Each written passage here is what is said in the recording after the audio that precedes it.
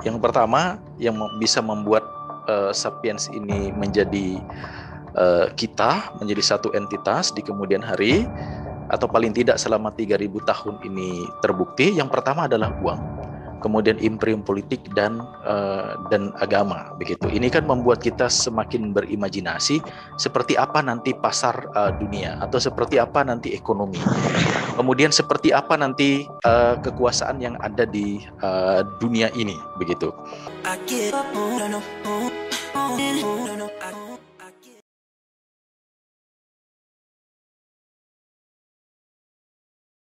Saya lanjutkan slide saya. Sapiens ini memberi kita hal yang menarik ya, dan membawa kita berimajinasi, begitu. Saya ulangi sedikit tadi slide ini. Yang pertama yang bisa membuat Sapiens ini menjadi kita, menjadi satu entitas di kemudian hari, atau paling tidak selama 3.000 tahun ini terbukti. Yang pertama adalah uang, kemudian imperium politik dan agama, begitu. Ini kan membuat kita semakin berimajinasi seperti apa nanti pasar dunia, atau seperti apa nanti ekonomi, kemudian seperti apa nanti kekuasaan yang ada di dunia ini, begitu. Kemudian mungkin Anda juga akan bertanya, apakah mungkin konsep kenabian itu bisa dipakai pada era modern ini. Ini kan memunculkan imajinasi kita. Tapi selama 3.000 tahun terakhir, tiga entitas ini terbukti efektif untuk menyatukan umat manusia. Sekarang kita lihat bagaimana Harari menjelaskan secara rinci bagian-bagian ini, tiga hal ini. Sapiens ini memberi kita hal yang menarik ya, dan membawa kita berimajinasi, begitu. Saya ulangi sedikit tadi slide ini. Yang pertama yang bisa membuat Sapiens ini menjadi kita, menjadi satu entitas di kemudian hari, atau paling tidak selama 3.000 tahun ini terbukti. Yang pertama adalah uang, kemudian imperium politik dan agama, begitu. Ini kan membuat kita semakin berimajinasi seperti apa nanti pasar dunia, atau seperti apa nanti ekonomi, kemudian seperti apa nanti kekuasaan yang ada di dunia ini, begitu. Kemudian mungkin Anda juga akan bertanya, apakah mungkin konsep kenabian itu bisa dipakai pada era modern ini. Ini kan memunculkan imajinasi kita. Tapi selama 3.000 tahun terakhir, tiga entitas ini terbukti efektif untuk menyatukan umat manusia. Sekarang kita lihat bagaimana Harari menjelaskan secara rinci bagian-bagian ini, tiga hal ini. Yang pertama adalah moneter tadi, atau di babnya Harari menyebut sebagai harum uang, begitu. Harari mengatakan uang adalah sistem kesalingpercayaan paling universal, yang paling efisien yang pernah diciptakan. Ya. Jadi sistem kesalingpercayaan paling universal yang pernah diciptakan oleh Sapiens ini, begitu. Dalam sejarahnya, begitu, mula-mula orang menggunakan sistem apa yang kita kenal dengan istilah barter, in natura, gitu. Barang ditukar dengan barang. Ini yang paling umum, yang paling konvensional yang dilakukan oleh Sapiens mula-mula ketika dia sudah berinteraksi antara satu dengan yang lainnya. Kemudian berikutnya adalah setelah ditemukan kelemahan-kelemahan dalam sistem barter ini, sebagaimana tadi budaya itu bisa dikritik, kelemahannya di mana, begitu, kemudian ketidakefisiennya di mana, kemudian Sapiens menciptakan alat tukar yang lain. Mula-mula adalah emas, perak, kemudian kertas, begitu. Tentu Anda semua tahu sejarahnya kapan ini dimulai. Saya tidak akan menguraikannya lagi, begitu. Tapi alat tukar ini juga punya kendala, gitu. Misalnya penyimpanan, begitu. Ini nggak bisa lanjut ya slide-nya. Jadi orang harus simpan uang ini dalam koper misalnya. Jadi kalau uangnya banyak, begitu, betapa besar kopernya begitu. Kemudian kalau emasnya banyak begitu, seberapa aman kopernya begitu, brankasnya dan seterusnya begitu. Kemudian kalau dia membeli tanah dengan harga yang sangat mahal sekali begitu, bagaimana cara membawa uang itu gitu, dan seterusnya. Kemudian Sapiens menemukan cara yang lain yang hari ini dipakai, yaitu transaksi elektronik. Konon menurut Harari dalam buku ini, transaksi manusia ya, jual beli, pertukaran itu dilakukan secara elektronik hampir 90% begitu. Jadi transaksinya hampir 90%.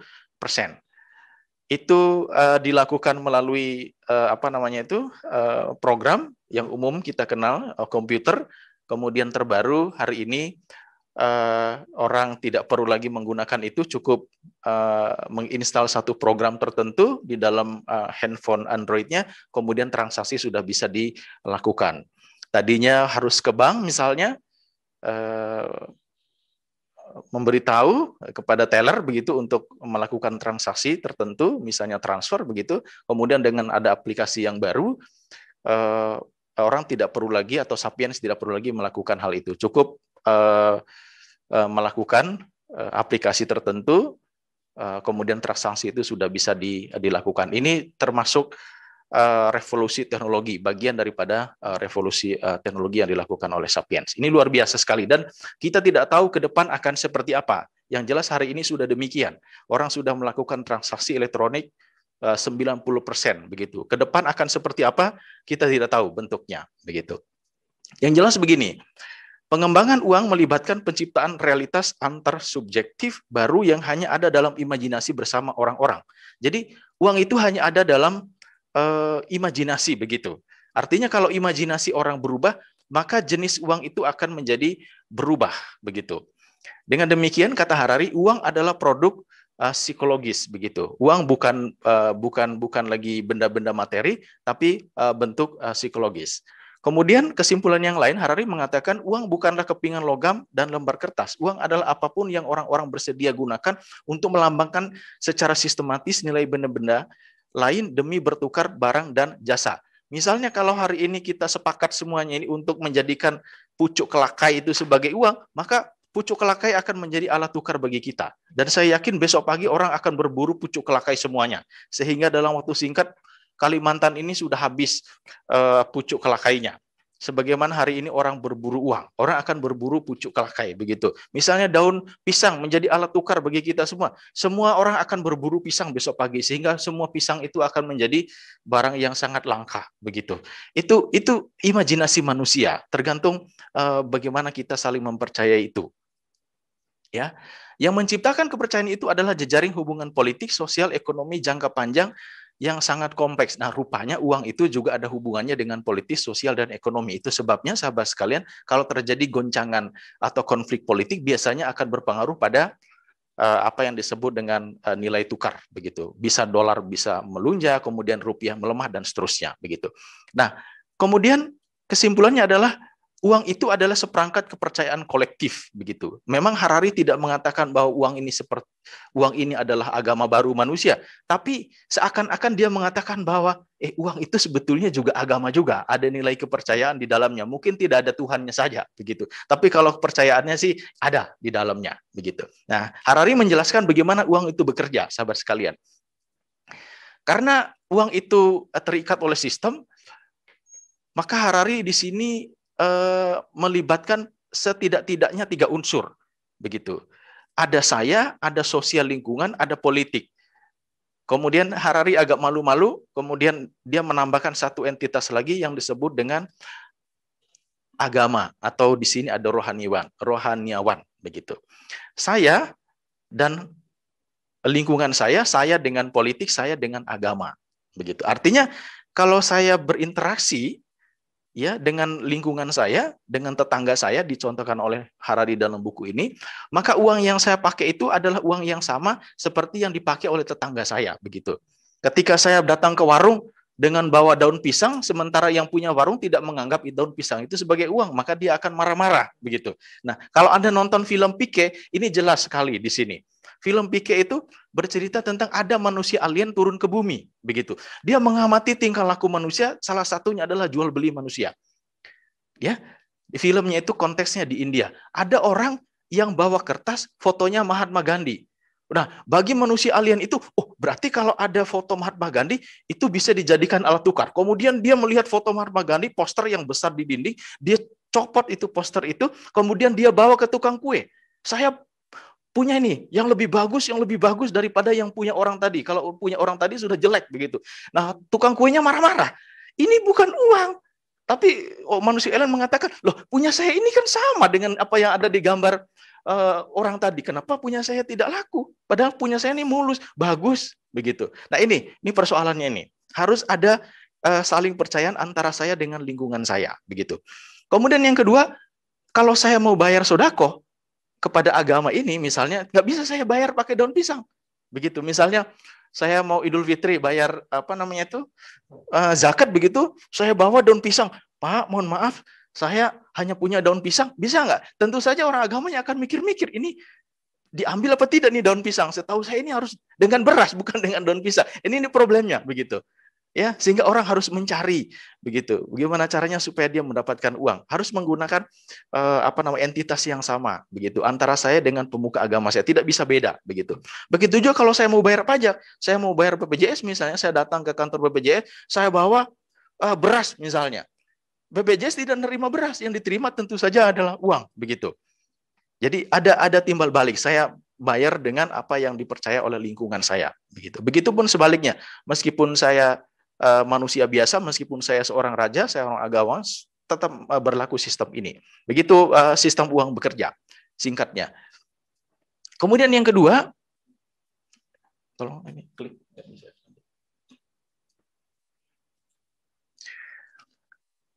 Visi imperial, begitu. Nah, kita lihat, imperium adalah tatanan politik dengan dua ciri penting. Pertama-tama, agar pantas menyandang sebutan imperium, tatanan itu harus memerintah sejumlah suku bangsa berbeda yang masing-masing memiliki entitas budaya dan wilayah tersendiri. Berapa suku bangsa tepatnya? 2 atau 3 tidaklah mencukupi. 20 atau 30 banyak sekali. Ambang batas imperium ada di antaranya. Jadi ini skalanya ya, sesuatu bisa disebut imperium itu kalau 2 suku bangsa yang diperintah tentu saja tidak bisa. Ya di sini ada di sini kita kasih tanda begitu.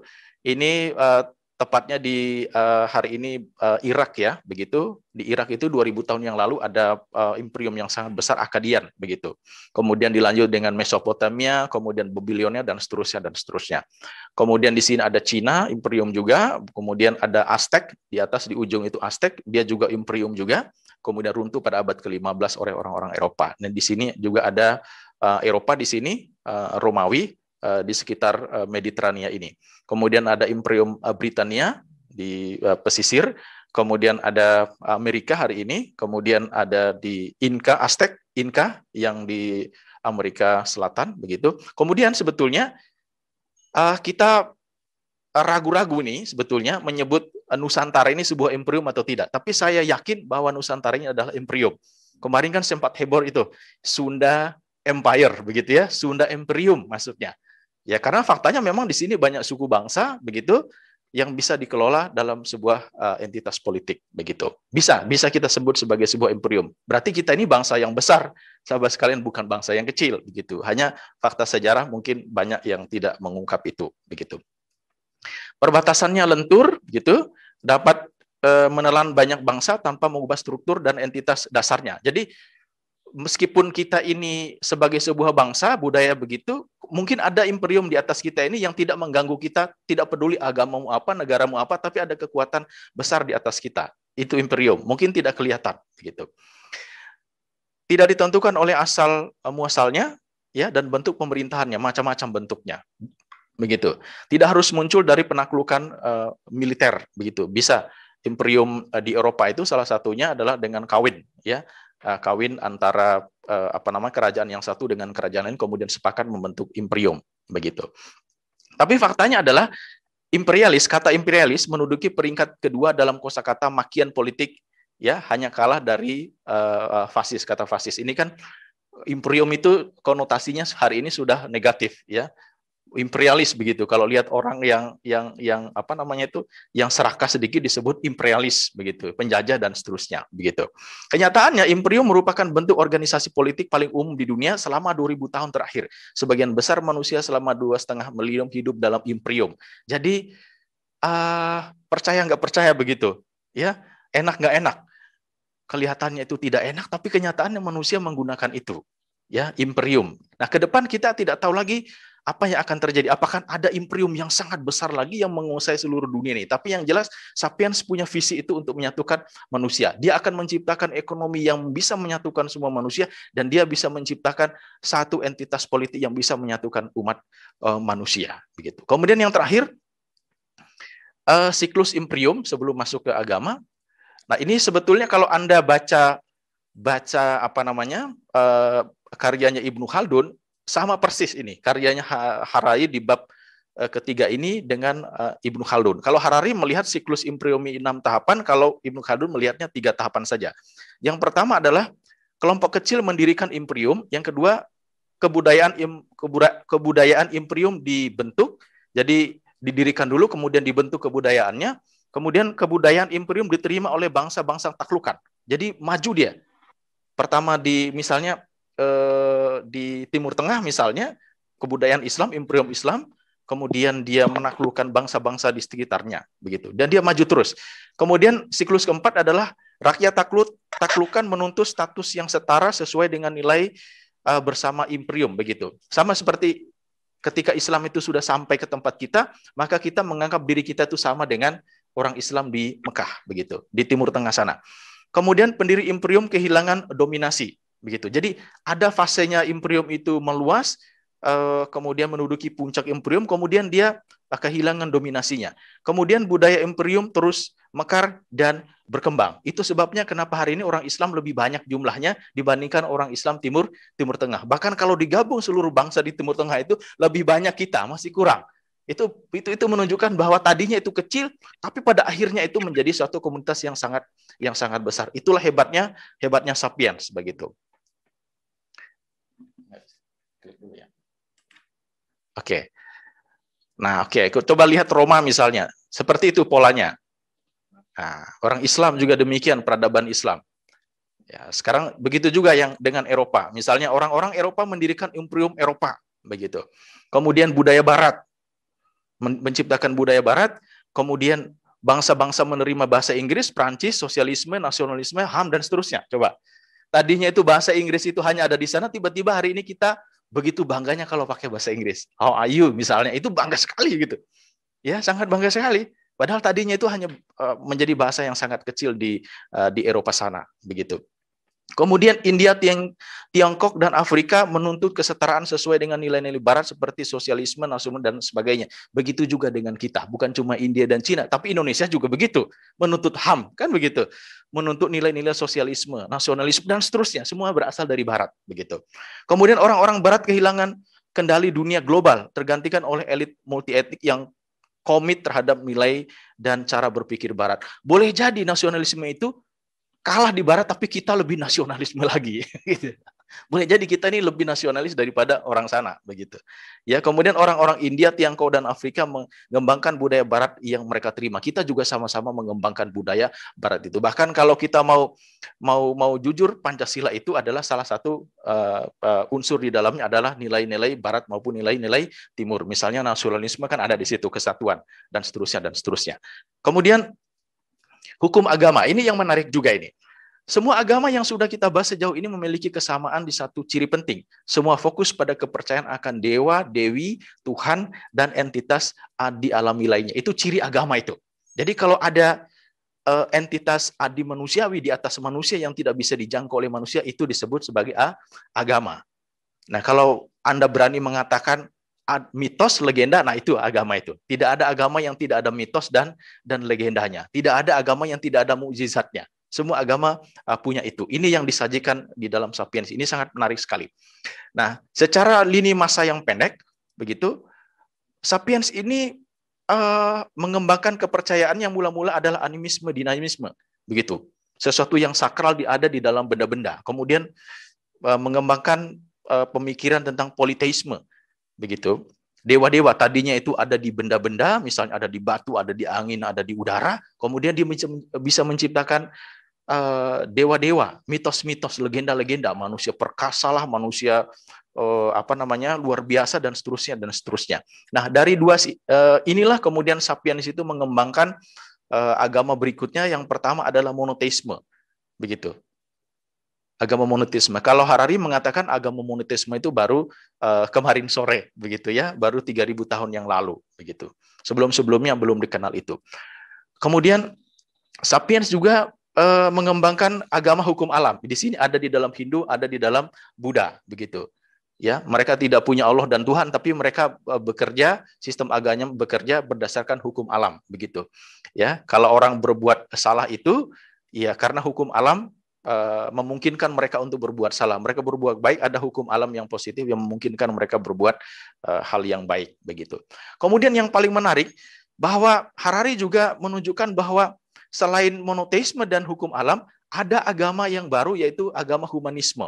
Di sini cabangnya ada 3, liberal, kemudian itu sosialis, kemudian ada evolusioner. Kalau liberal itu lebih kepada individu, ya, lebih kepada individu. Jadi individu itu harus betul-betul dilindungi, tidak boleh disakiti, HAM, dan seterusnya. Kemudian sosialis itu kelompok yang harus benar-benar dilindungi. Ini hari ini yang sedang berkembang di dunia. Kemudian yang paling mencengangkan ada agama evolusioner, begitu. Mungkin di dalam buku Homo Deus itu mungkin akan lebih jelas Harari menjelaskan ini. Bahwa manusia itu punya potensi untuk mengembangkan dirinya menjadi adi manusiawi. Berubah menjadi dari tataran manusia bisa berkembang menjadi kekuatan adi manusia yang memungkinkan dia menjadi kekal, begitu. Ya, kekal dia di kemudian hari. Ini yang sedang dibicarakan di tingkat elit, mungkin ya, elit global, begitu. Ini luar biasa, begitu. Nah, kita tidak tahu nih ke depan akan seperti apa, sahabat sekalian. Apakah agama monoteisme ini masih dipercaya oleh manusia atau tidak? Kemudian agama hukum alam itu masih ada atau tidak? Kemudian humanisme itu akan betul-betul menjadi agama baru atau tidak? Kalau Sujiwo Tejo mengatakan agama masa depan itu adalah agama Buddha, begitu. Kemudian kalau Harari mengatakan agama masa depan itu adalah agama data, gitu. Kalau Anda hari ini search di Google itu, Anda akan menemukan hal yang lain. Bahkan saya terkejut ketika ada seorang mahasiswa menemukan sebuah agama baru. Ya, artikelnya saya punya. Kapan-kapan kalau Anda mau silakan. Coba, dia ada yang ditemukan orang. Apa agama baru itu? Namanya adalah Googleism. Googleism atau agama Google. Coba kalau Anda search artikel tentang agama Google ini luar biasa. Ya, bahkan Google ini adalah kata yang paling banyak dicari oleh umat manusia, kalah jauh kata Tuhan itu dibandingkan kata Google ini. Bisa menjawab doa manusia dalam sekejap. Ya, kalau kita berdoa kepada Tuhan misalnya dan seterusnya, Google itu bisa menjawab doa Anda seketika. Kalau Anda misalnya Anda sakit asam urat, apa obat asam urat? Google bisa menjawabnya itu dengan seketika. Ini problemnya. Ini kita tidak bicara tentang agama ini, tapi bagaimana Sapiens itu berimajinasi tentang masa depannya, begitu. Nah, kita tidak tahu ke depan nasib agama ini akan seperti apa. Ini luar biasa. Ini saya bilang buku ini sangat provokatif sekali, begitu. Ini akan betul-betul mengganggu kita, begitu. Coba diklik. Oke, ini bagian akhir ya, Bung, kawan-kawan sekalian. Saya sarankan membaca Sapiens ini, kita juga membaca teori evolusi Darwin, bukunya juga sudah diterjemahkan dalam bahasa Indonesia. Di samping itu, kawan-kawan juga bisa baca ideologi-ideologi dunia, sosialisme, fasisme, liberalisme, demokrasi, dan seterusnya. Ini dibicarakan semua di dalam buku ini, begitu. Tidak cukup dengan satu buku itu saja.